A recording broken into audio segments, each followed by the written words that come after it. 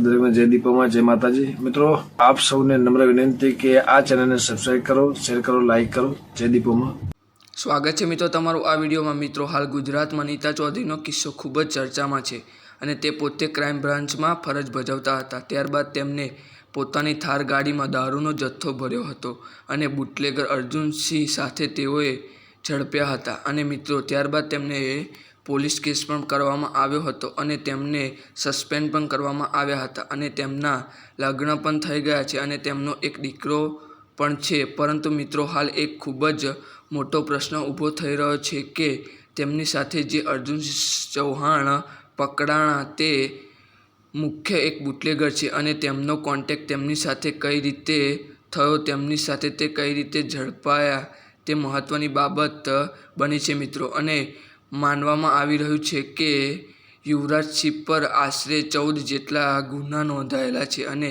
એ ઉપરાંત નીતા ચૌધરી પર પણ 2 ગુના નોંધાયેલા છે, જેમાં હાલ હત્યાનો આરોપનો ગુનો દાખલ થયો છે। અને મિત્રો તમે વધારે જાણકારી જાણવી હોય તો યુવરાજસિંહ પોતે 14 ગુનાના ગુનેગાર છે અને તેમનો કોન્ટેક્ટ સોશિયલ મીડિયામાં તેમની દોસ્તી થઈ હતી અને ત્યારબાદ તેમણે આ 2 નંબરી ધંધા ચાલુ કર્યા હતા અને ત્યારબાદ મિત્રો પાપનો ગળો ફૂટતા વાર નથી લાગતી।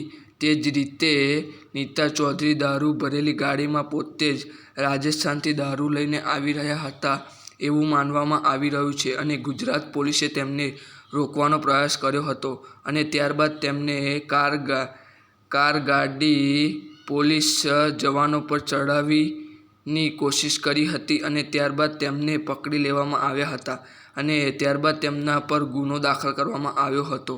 જો કે નીતા ચૌધરી છેલ્લા 10 દિવસથી ફરાર હતી અને મોડી રાત્રે સુરેન્દ્રનગરના લીંબડી ખાતે તેની ધરપકડ કરવામાં આવી હતી અને ત્યારબાદ એસીપીની ટીમે સફળતા મેળવી હતી।